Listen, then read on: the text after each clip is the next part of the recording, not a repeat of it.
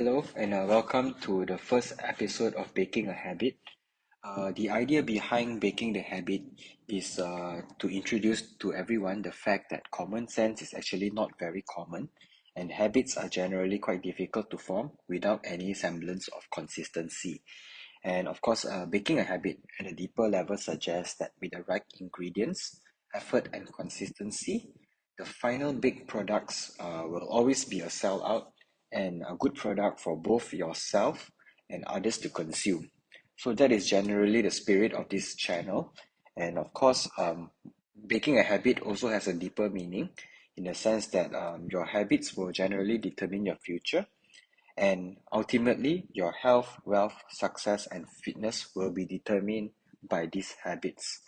I understand that all of us are busy people and our time is limited, and hence we strive to keep our episodes short and sweet for you to get on with your life and live the best version of it. And hopefully, after learning the lessons that is shared over here, this podcast and its episodes are suitable for anyone with a keen interest in leading a well-lived life, and hopefully the contents here will be helpful for all of us as a guiding principle and a beacon of hope. It generally does not matter if you're a student, working adult, or retiree. The idea behind this channel is to advocate for better life principles and in achieving our final goals and aspirations. Some of you may not have experienced the examples shared here, while some of you may have already lived through the experiences that are going to be shared here.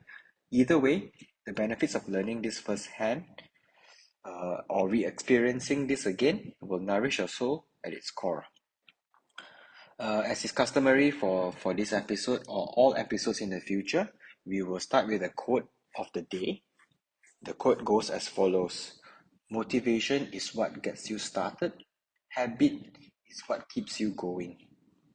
All right. So for this episode, I would like to share a bit on the peaking euphoria that most of us experience, especially when summiting a mountain.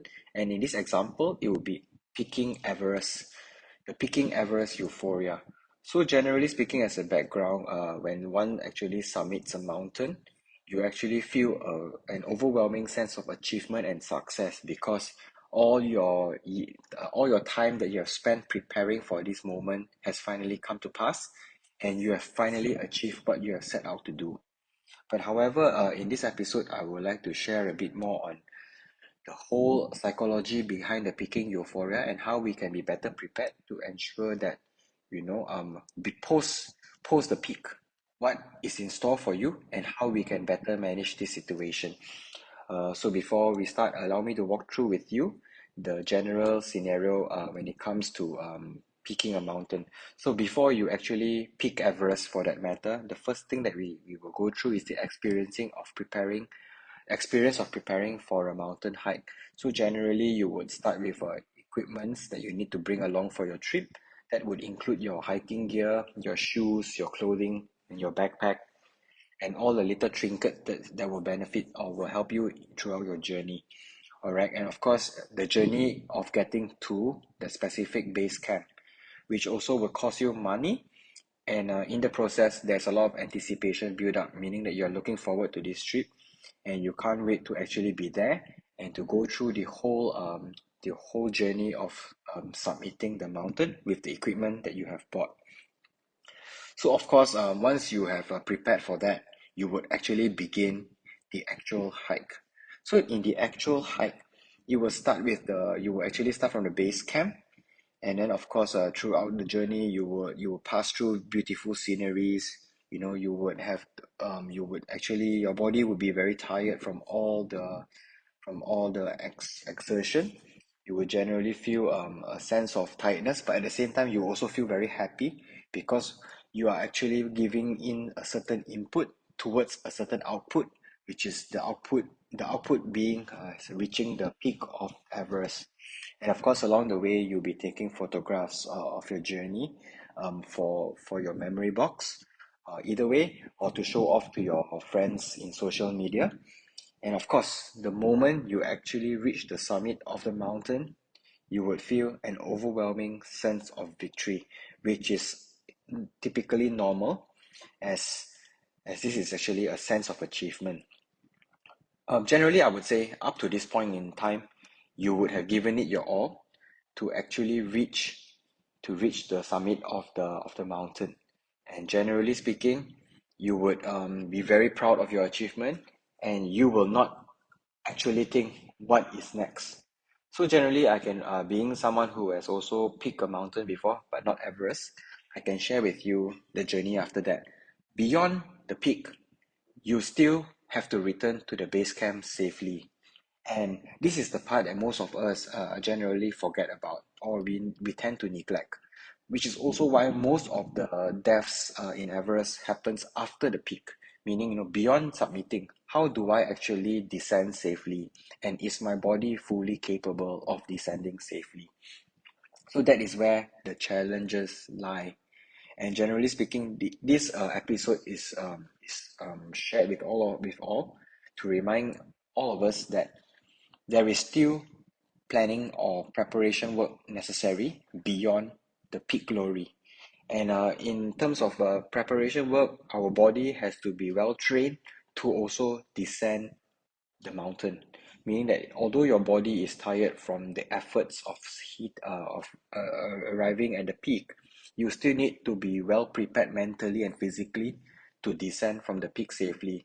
I mean, ultimately, it doesn't matter if you submit the peak, but you do not survive the overall journey and the overall process. So overall speaking, this is the part that we should remind ourselves on. We need to be very prepared for the descent. We need to be wary that we must not let our guard down beyond submitting a specific mountain or a specific peak. And this is where I would like to talk a bit more about, because most of us, we fail to plan beyond a certain point in time. For example, we have certain objectives in life, like getting married. We want to buy a certain car. We want to buy a certain house. But the more important question is, what is next after you have gotten married, after you have bought your first car, after you have bought your first house? What is next? So that is the very important question that each and every one of us has to ask ourselves, because the the overall, we treat our life as a destination, but ultimately it is a journey broken down to many midpoints. Okay, so that is the key message, and of course, with a bit of planning, we'll be better able to achieve our good life, meaning that we will know how to live a better life. Like for example, after getting married, which was your peak objective, what is next? So once you get married, you plan to be a good spouse to your partner, you plan to be a good mother or father to your kids, and you plan to have a career that would take care of your family's well-being. So these are some of the objectives beyond the peak objective that we need to be wary of, and we need to plan on to ensure that there is a continuity in our life, there is an improved or a sustained quality to how we live our life. Similarly, when you buy a car, what do you do with the car? Do you put it in the garage and only drive it during weekends? Or do you actually buy the car to enjoy its utility in your everyday drive? And do you use the car to also bring your family members around, for road trips and for many life's experiences? Of course, similarly with a house, do you buy a big house only to be occupied by a small collective of people, or do you buy a house to actually house your whole family, including your parents and your relatives, for example? So these are some of the questions that we need to ask ourselves. There's no right answer to these, but most importantly, planning is required, and we need to know our final end game. What is the final objective beyond the peak objective? So that is what I wish every one of us could take away from today's episode. And of course, back to the analogy of descending from the mountain. Beyond descending from the mountain and surviving, you had a good holiday, you had a good trip. You now have to go back to reality.